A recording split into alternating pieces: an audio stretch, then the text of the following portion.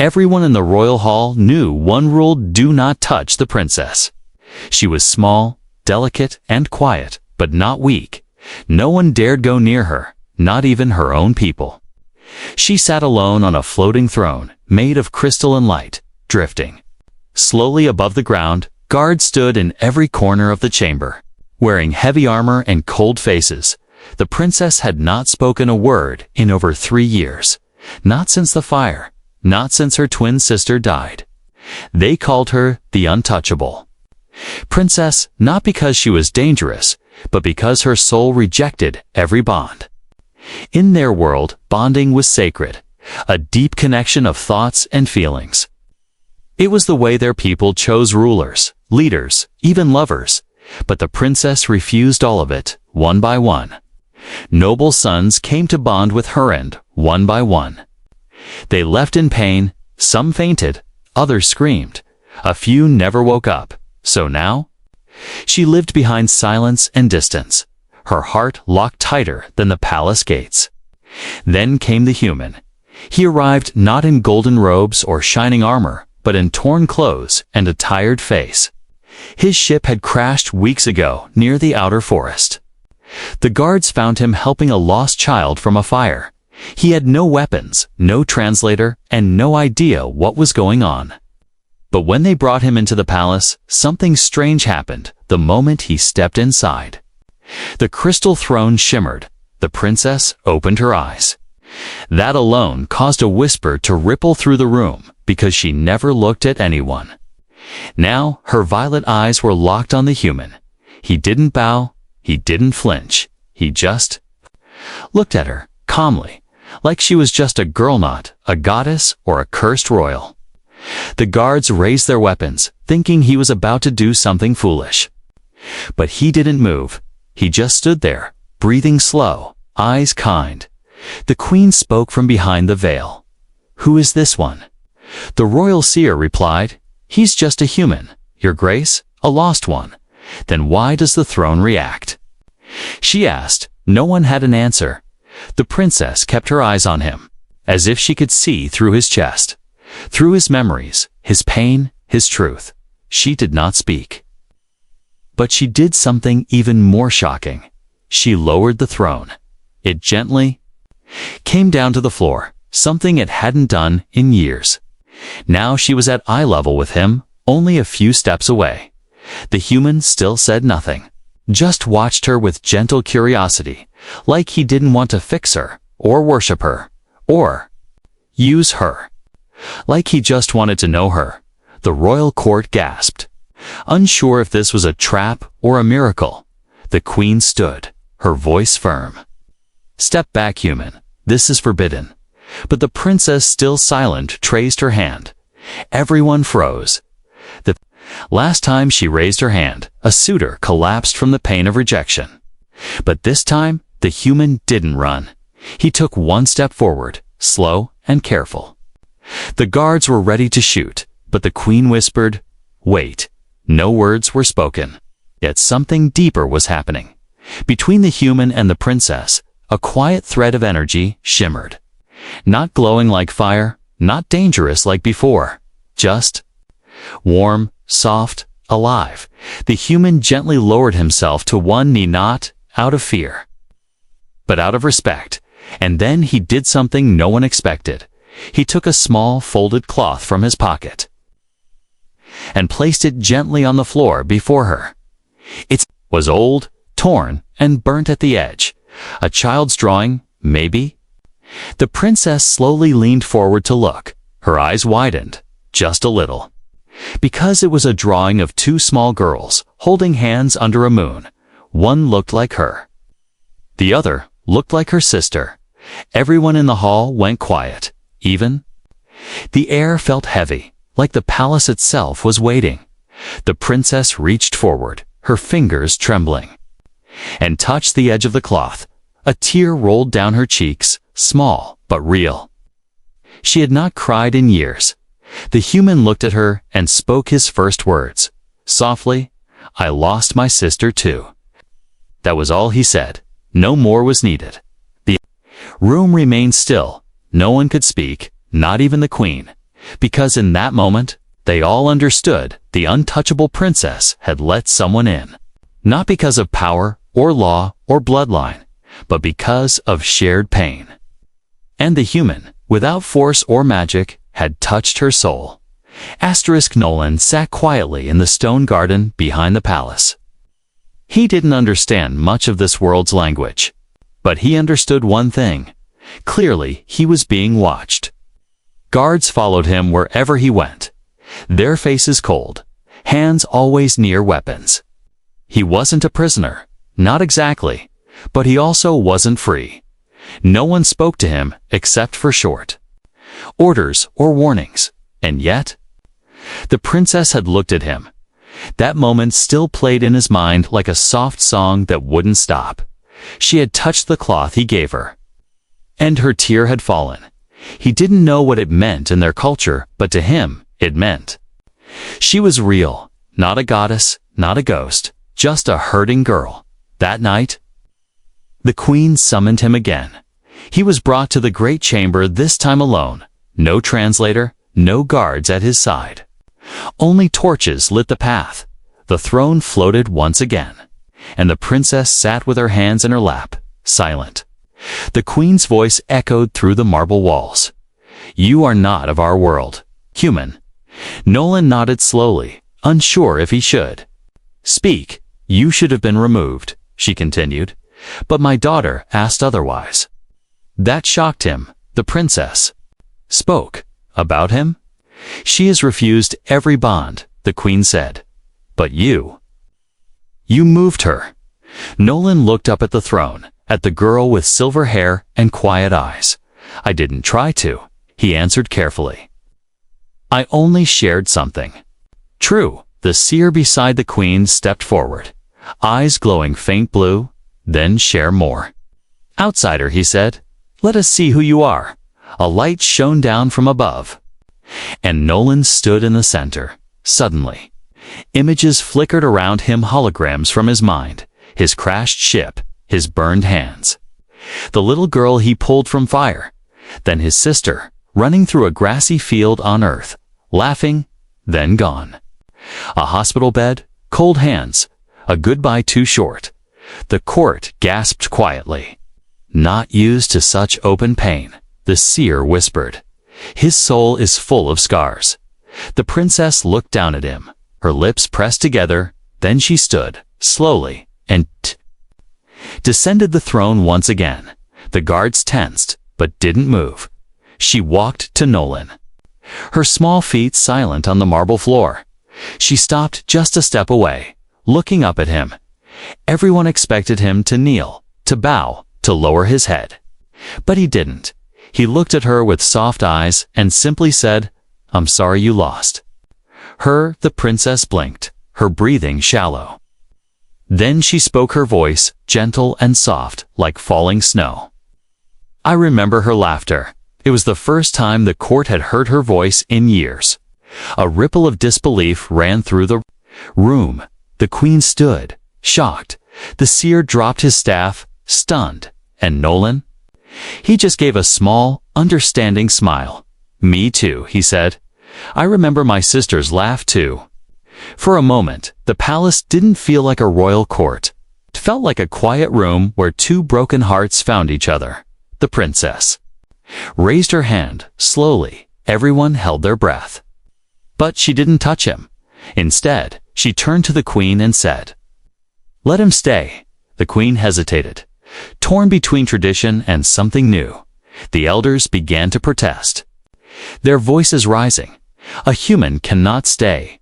One shouted, "He is not bonded. He is not royal." Said another, "Not even one of us." But the princess turned her head sharply, her voice firm. "He didn't try to bond," she said.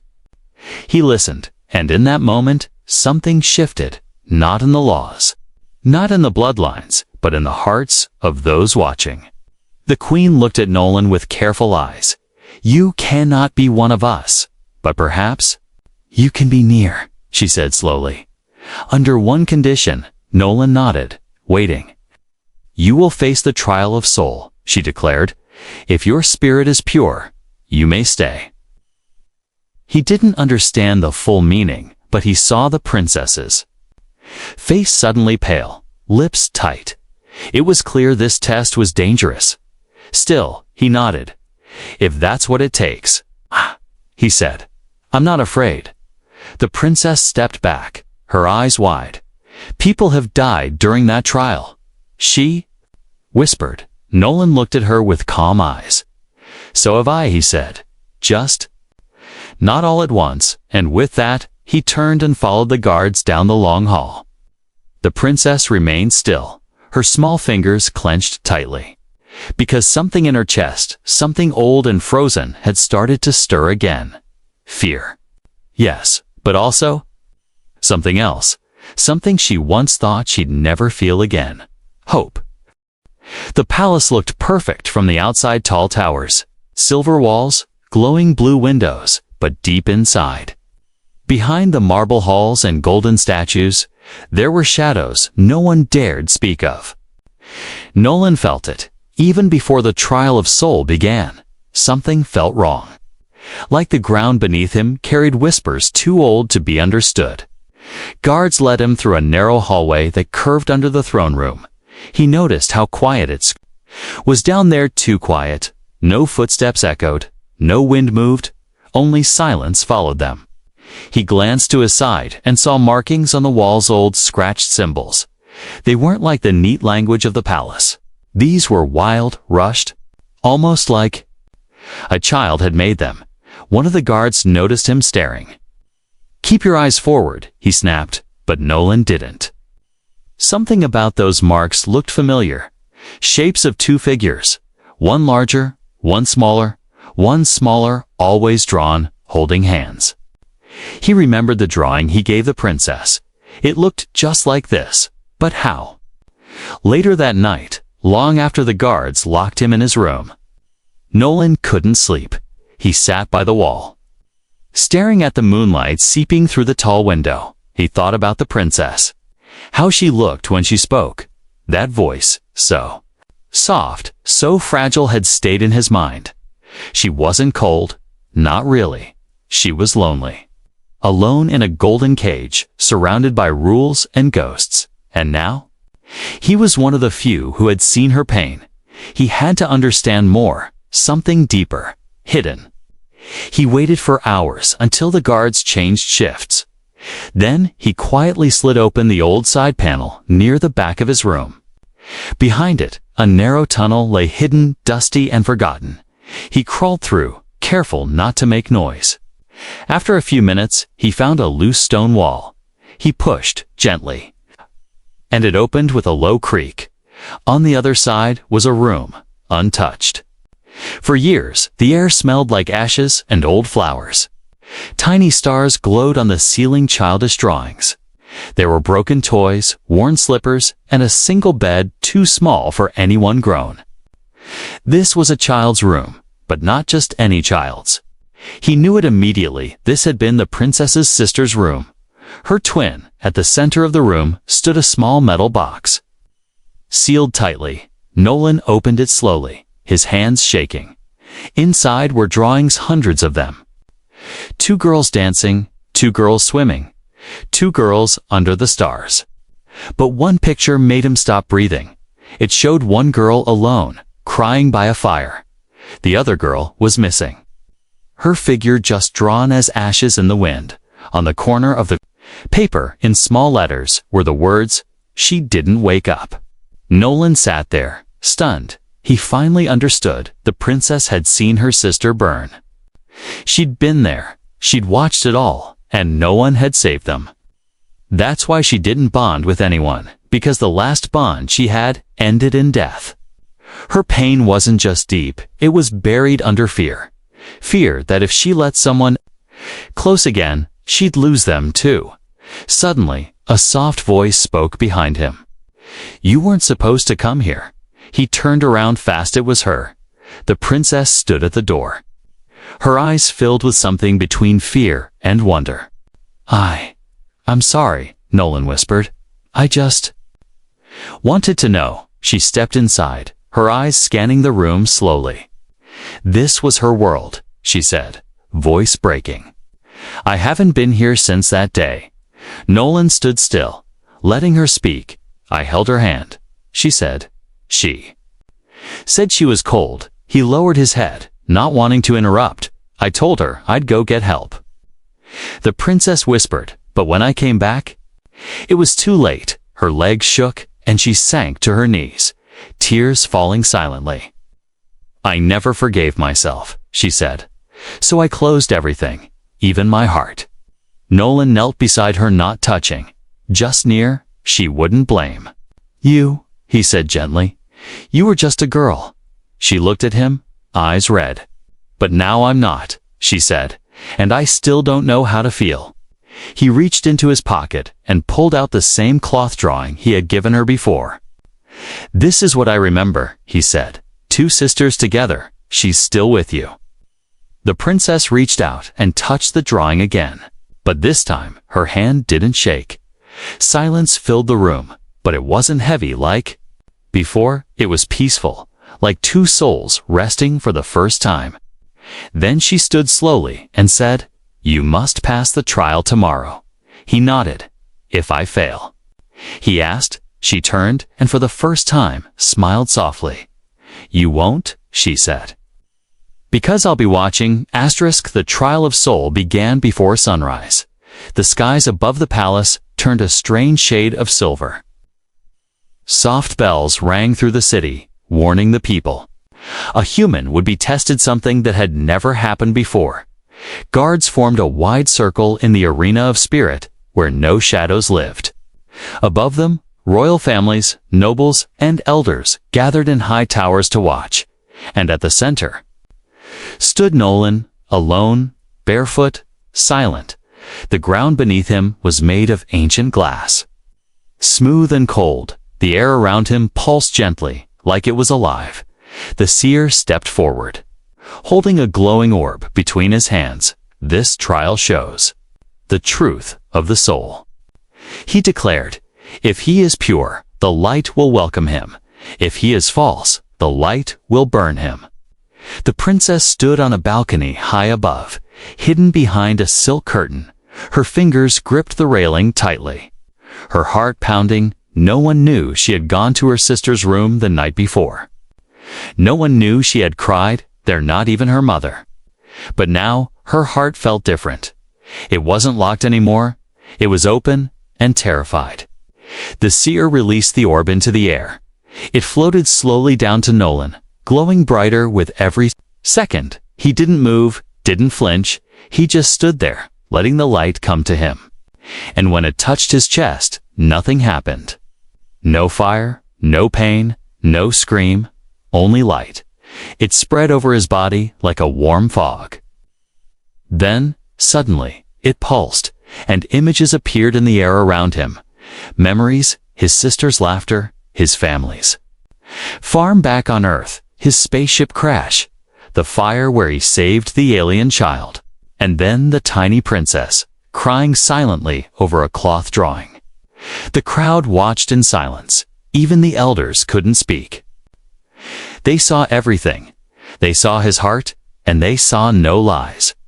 But the trial wasn't over. The light pulsed again. Now it reached out to the princess. From across the arena, the light touched her heart too. She gasped, stepping back. No, whispered her mother. The queen, she must not be pulled into it. But it was too late. The bond had begun, a forbidden bond, not chosen by ceremony, not declared by blood. It was born from shared pain and silent understanding. The light between them shimmered like a thread of stars. The princess took a step forward, then another. Her eyes locked on Nolan. The guards raised their weapons. Stop her, shouted one elder, but she kept walking. The crowd held its breath. Nolan looked up and saw her walking across the glass floor, toward him through the light, through the risk. She stopped in front of him. Just inches away, her eyes trembled, but her voice was clear. I'm not afraid anymore. She reached out her hand. Nolan didn't ask questions. He just placed his hand in hers. And the light exploded, not with fire, but with warmth. The ground glowed, the sky shifted colors, and a soft wind circled them. They were bonded, not by force, not by law, but by truth. The elders shouted in panic, "This must be undone. This will break tradition." The queen stood slowly, her eyes wide, her lips shaking, but she said nothing. The seer fell to his knees, eyes glowing white. He saw something none of them could. A future, one where the old ways faded, and something new began when the light faded. The princess was still holding Nolan's hand. Her cheeks were wet with tears. But her smile was real. "I felt her," she whispered. "My sister." She was watching. Nolan nodded slowly. "I think she approves," he said softly. The crowd didn't cheer. They didn't bow. They just stood in stunned silence, because for the first time, the untouchable princess had chosen. And she chose a human. Later, back in the palace, the queen visited her daughter's chamber. She sat quietly by the window, the stars outside blinking like distant memories. "Why him?" the queen asked, not with anger, but with honest confusion. The princess looked at her mother. "Because he didn't try to fix me," she said. "He didn't kneel. He just stayed." The queen said nothing. She only looked out at the stars, and deep in her heart, something she had buried long ago began to melt. Change had come, and it came with no crown, no title, no permission. It came with kindness, and with one human who simply dared to care. They called it the trial of purity, a sacred test that no outsider had ever faced before. Only the royal bloodline, the chosen heirs, were meant to walk through it. But now, a human was going in, and everyone, kings, seers, elders, was watching. With silent fear, Nolan stood at the gate of the Temple of Soulfire. His clothes had been changed to plain white robes. His hands were bare. His feet touched the cold stone floor. He looked calm, but inside, his heart beat like war drums. He had no weapons, no guides, no idea what would happen. Only one voice echoed in his mind, the princess's voice. "You won't fail, because I'll be watching." The doors opened. Slowly, with a deep groan, inside was only darkness, not empty darkness, but one that felt alive, like it was watching him too. He stepped forward, and the doors closed behind him, sealing the trial. The outside world was gone. Now it was just Nolan. And the truth, the floor beneath him, lit up with every step. Soft blue lights traced his path. Then the air shimmered. And a voice filled the chamber, not spoken, but felt, "Reveal your soul." It said, and the trial began. Suddenly, the darkness in front of him changed. It formed shapes, colors, sounds, a battlefield. Smoke, fire, screams. He saw himself holding his sister's hand. Too late, she was fading. Her voice was saying goodbye. He tried to hold on, but she was pulled away. And he stood alone, broken, screaming in silence. The image disappeared. Nolan stood still, breathing hard. "That happened," he whispered, "but it's not all of me." Next, a new vision formed. Him walking through the alien forest, carrying a small, injured child in his arms. His hands were bleeding, but he didn't stop. He wrapped the child in his only jacket and kept going through the fire. That was truth too. The light above him flickered gently, as if approving. Then the hardest part came. A mirror appeared in front of him, shining perfect, and in that mirror he saw something terrible. Himself, older, colder, angry, a version of him that gave up, that hated the world, that blamed the princess for giving him hope and then taking it away. He stepped forward, heart pounding. He touched the mirror with his palm. "I could become that," he said softly, "but I won't." And the mirror shattered into glowing dust. The chamber turned bright. The walls shimmered gold, and then faded to soft white.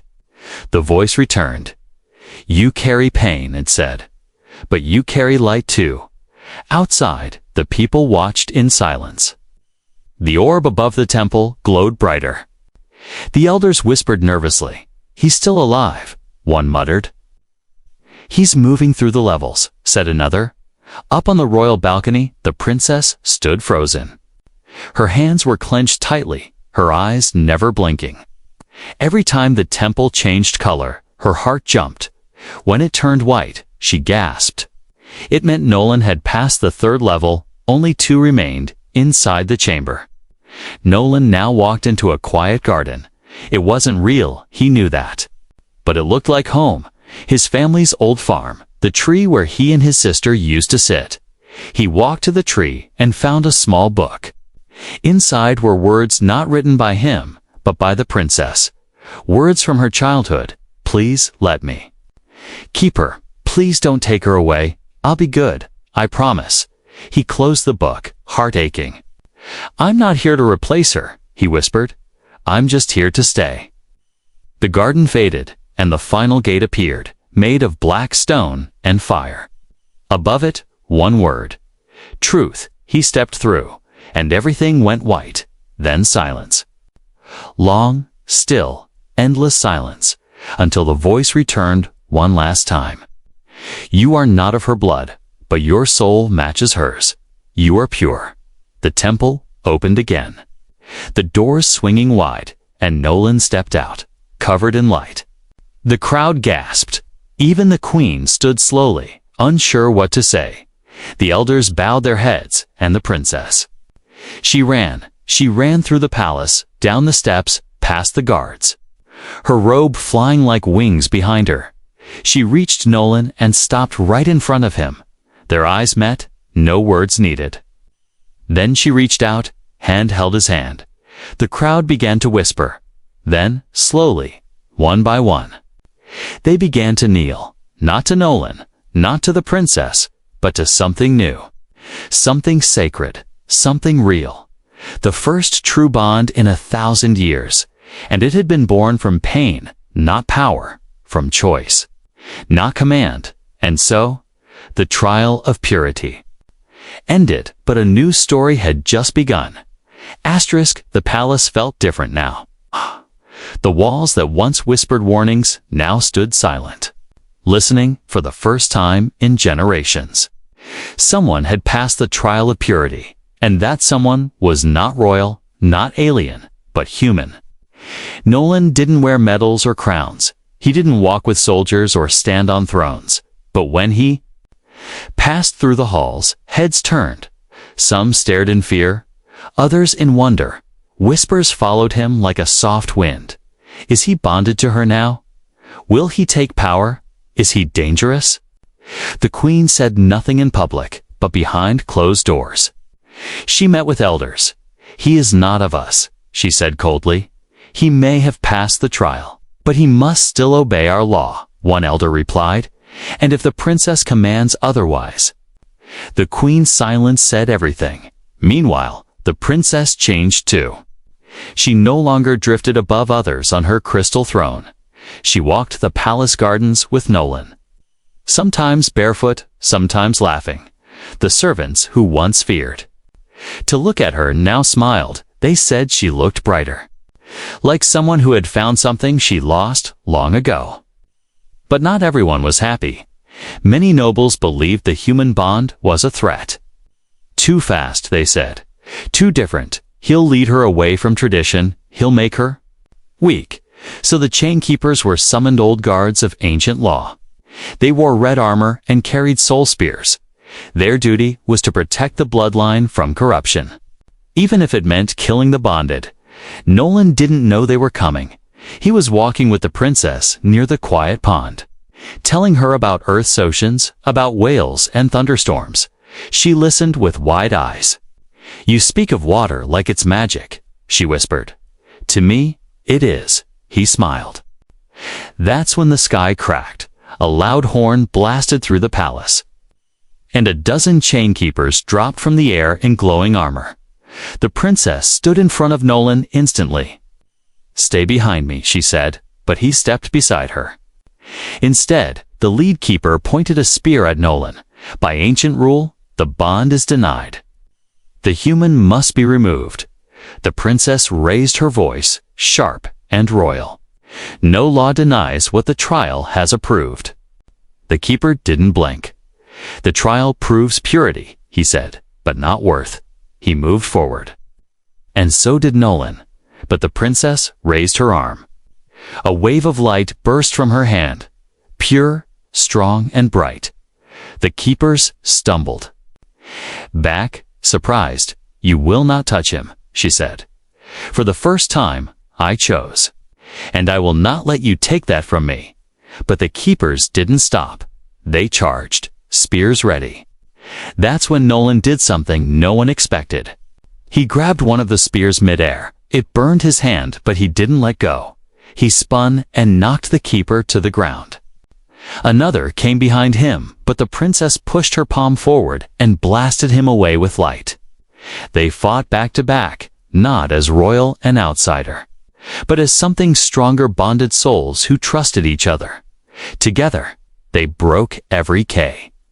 They broke every chain the keepers tried to throw. One by one, the keepers fell not dead, but disarmed, and when the last spear shattered on the stone floor, silence fell. The queen stepped out from the shadows. She had watched everything. She looked at her daughter, sweating, shaking, but unbroken, and then she looked at Nolan, injured, bleeding, but still standing beside her. You broke the law. The queen said softly, No, the princess replied. We broke the fear. A long silence passed. Then the queen stepped forward and placed her hand on her daughter's shoulder. For the first time in years, they touched, and the queen whispered, Then let fear fall that night. The chains were removed from the palace gates. The guards were ordered to lower their weapons. The ancient books of bloodline-only bonding were closed, and a new path was written. One where choice was stronger than law, and truth stronger than tradition. Nolan stood with the princess on the tower rooftop. Looking over the city lights below, Do you regret any of it? He asked. She looked at him, her silver hair dancing in the breeze. No, she said. Because when I held your hand, I felt free. He smiled. So did I. He whispered, and for the first time, in a palace built on rules, two hearts stood together, enchained, unbroken, and finally, free. The stars above the city blinked gently, like tiny eyes watching from far away. But the brightest light was not in the sky. It was in the heart of the palace where the untouchable princess once lived, and where she now stood, no longer untouchable. She was not floating above anyone. She was standing next to a human. Hand in hand, the throne was still there, high and glowing, but it was empty. She had left it behind. She had chosen something greater than power. She had chosen freedom. That morning, Nolan stood at the edge of the launch dock. His ship had been repaired by order of the queen herself. He could leave now. No chains, no guards, no conditions, but he didn't move. He looked back at the tower where she waited. His heart pulled in two directions toward the stars, and toward her inside the tower, the princess watched the sky from the balcony. Her fingers traced the cold railing. She had given him everything, a bond. Her trust, her secret memories, but she never asked him to stay. Because love that begged was not love at all. Then the soft sound of footsteps came from behind her. She didn't turn, but a small smile touched her lips. You're still here, she said. Nolan walked beside her, eyes on the same stars. I didn't come to say goodbye, he replied. I came to ask if you want to come with me. She turned, surprised. Leave the palace. Leave the world, he said. Not forever, just for a little while, to see what's beyond these walls. She looked around at the silk curtains, the silver floor, the carved walls. They were beautiful, but heavy, full of memories, of silence, of pain. She closed her eyes, breathed in deeply, and said, Yes. Later that night, the people gathered near the skyport. They had heard whispers that the princess was leaving, that she had chosen the stars, Some feared it, some didn't understand, but none stopped her. The queen came to her quietly, wrapped in royal blue robes. She placed something in her daughter's hand, a small crystal. "When you miss home," the queen said, "hold this." The princess hugged her mother. For the first time in public, no one gasped, no one knelt, they just watched, in silence and awe. As the ramp of the ship opened, Nolan reached out his hand. The princess took it without a word. They walked together into the ship, and the door closed behind them.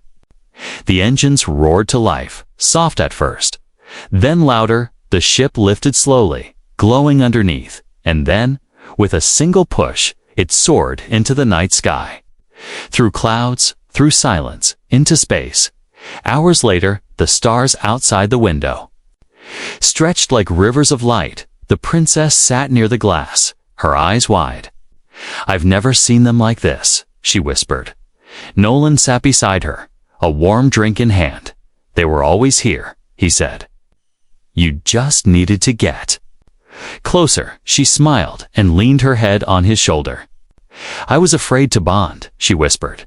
"I was afraid it would hurt again." He placed his hand over hers. "It did hurt," he said, "but we healed together." They passed moons, rings of color, floating ice. They laughed when food packets flew across the ship by accident. They cried softly when old memories returned. And they dreamed together for the first time, not apart. They were not royal and outsider anymore. They were explorers, partners, family. One day, they found a planet with green oceans and glowing trees. They landed, walked through the soft grass, and danced without music. She made a crown from leaves and placed it on his head. He made a necklace from shells and tied it around her neck. They took nothing from the planet, only memories. They left behind footprints and maybe a little laughter as they sat by the edge of a quiet lake. She looked at him and asked, "Do you think they'll remember us back home?" He chuckled. "Probably, but I don't need the galaxy to remember me. Just you." She smiled again, and it was brighter than all the stars above. Then she looked up and said, "I used to be a tiny princess, scared to touch the world, and now?" He asked. She took his hand and whispered, "Now I've touched the stars because of you."